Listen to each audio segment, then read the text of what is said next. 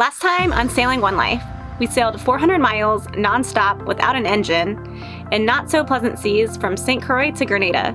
We spent 2 weeks in quarantine before bashing our way to Grenada Marine to get One Life hauled out for some much-needed TLC.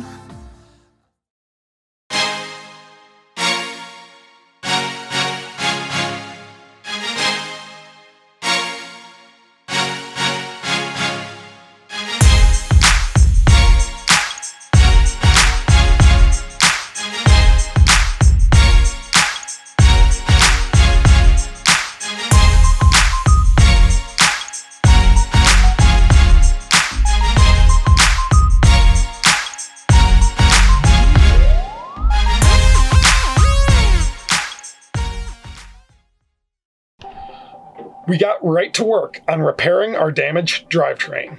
First, the propeller was removed. Then the bent strut was unbolted. Luckily for us, our strut is a two-piece assembly, so we only had to remove the bent lower half with the cutlass bearing.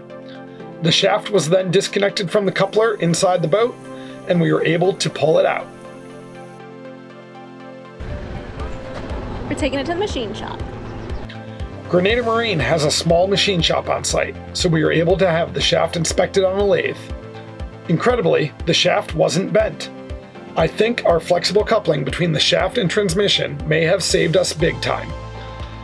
We placed an order for a new strut lower half from the States and got busy addressing a long list of other projects. We found a handful of our seacocks were corroded, so we went to work on replacing those. Seacocks are valves that allow us to shut off the flow of water into our systems and are absolutely critical for the seaworthiness of One Life. We removed the old hardware, cleaned up the holes, and installed new through holes and valves with 5200 adhesive sealant to ensure that there are no leaks. These fittings thread together, so Brooke held the through hole from the outside with a special tool we made as I threaded the valves on from the inside. We repeated this process one by one until all of the valves were replaced. Today is day number 5 of being in the yard, and we're gonna start on our bottom job. So I'm gonna sand away today. So just prepping, getting everything ready, getting all the material we need. I knew Gary had his hands full with our strut repair, so I decided to take on the challenge of One Life's bottom job. I had no idea where to start, but after a bit of researching on YouTube, I figured it all out. Gary helped me get suited up and I went to work.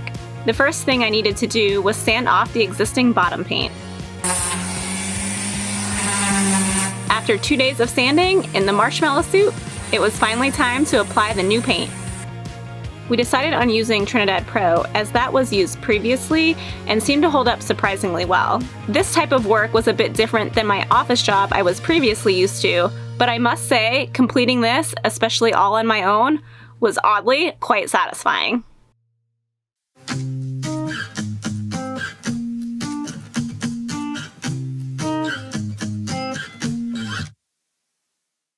We spent the past week working 8 to 5 in the boatyard, so we decided to take a couple-day break as we waited for the delivery of our new batteries.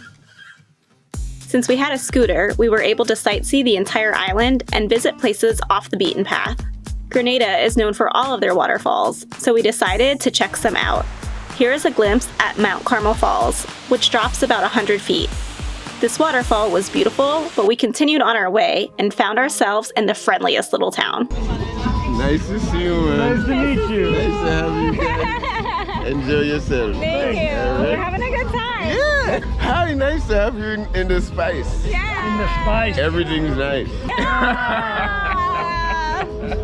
Welcome to Grenville.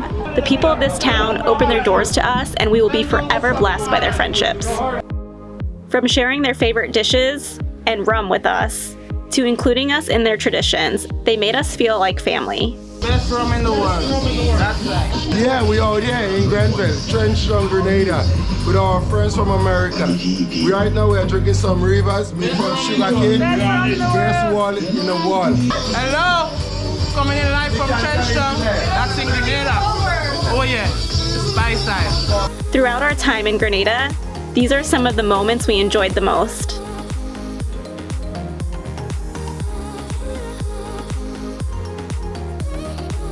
We learned the real way to drink rum and just enjoy, man.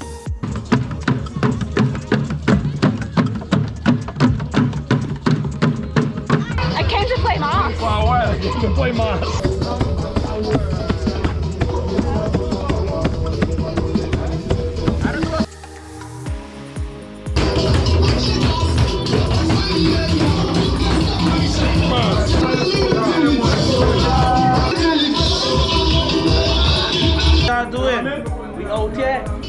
Grenada is a beautiful country, but the people of Grenada are truly what sets it apart from the rest.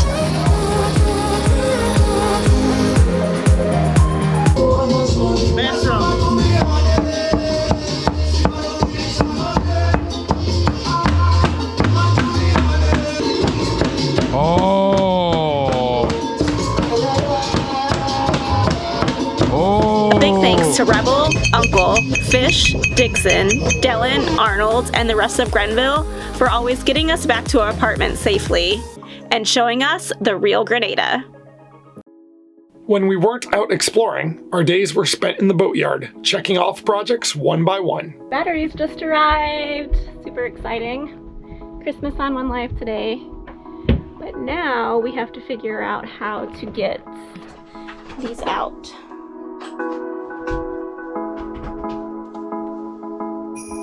We decided since we were hauled out, there was no better time to replace our nearly 8-year-old house batteries. We have 3 Lifeline 8D batteries, and we were able to order a new set delivered to the boatyard. These beasts weigh around 150 pounds each, so it was not going to be an easy swap. Conveniently, they would just barely fit out the hatches over our bunk. We rigged a block and tackle to our boom and hoisted the old batteries out one at a time. We then swung them over the side and lowered them down to the ground.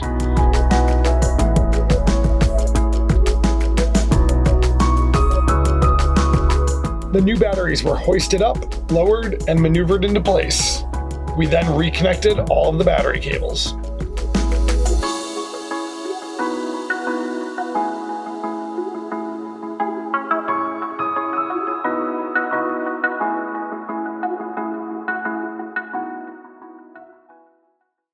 We heard of a rarely visited, hard-to-reach waterfall called Golden Falls, and we just had to give it a try. Online searches yielded very little information about where to find the trail. We took our scooters to the road where we thought it started, and were lucky enough to run into a couple boys who agreed to show us the way. What is this? A nutmeg. Wow. No signs, no markings, just rainforest. Sometimes you just have to go anyway, and things will work out. Straight up and straight down.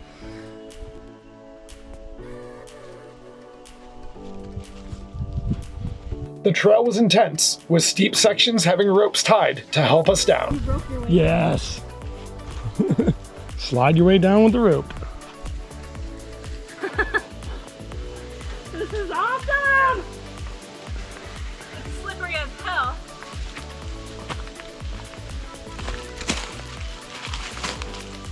In other sections, we just had to slide down.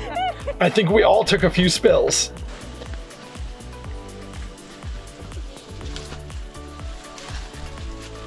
I think this is a forced slide. Wow. Okay. Okay.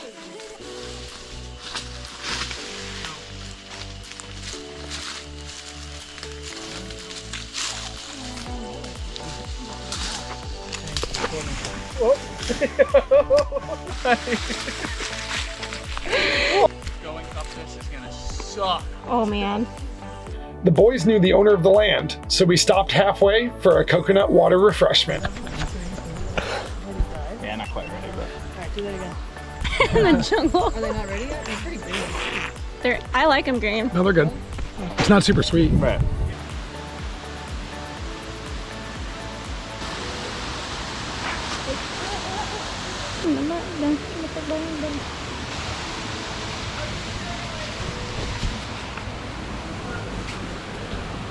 The final section of the hike was the most intense we have ever seen.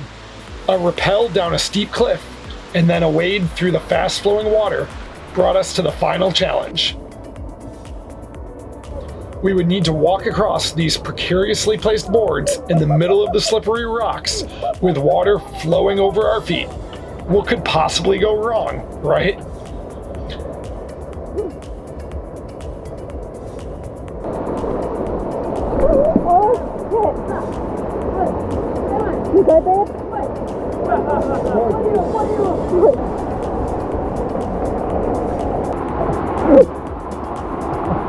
We were rewarded with a spectacular falls, colored golden from the volcanic sulfur. One little section of the fall was actually hot water, nature's version of a hot shower. We splashed around and took in the incredible scenery. This is a magical place that will never escape our memories.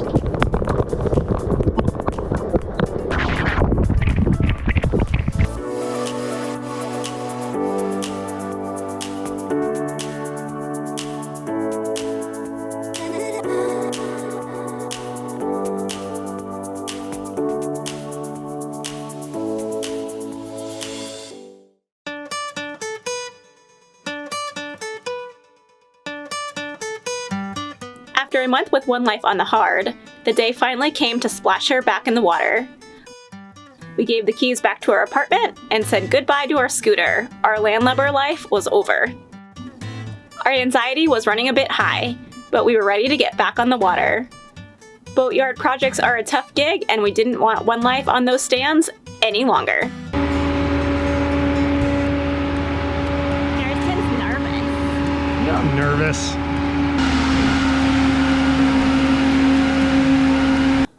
Watching our home being transported in slings was nerve-wracking, but we were more concerned about the through holes we replaced and our engine working properly.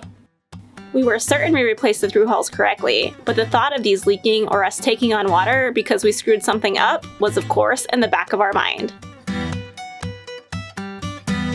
As we watched One Life creep slowly back to the water, we crossed our fingers our engine would work and our bilge would stay dry.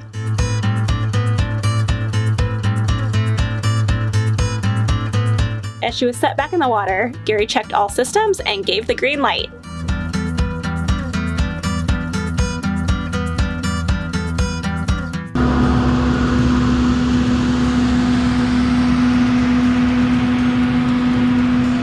We're a little nervous. We fixed the through holes, the engine, but we're still floating. We motored away with smiles on our faces. From new batteries, through holes, a working autopilot, and engine, we were stoked.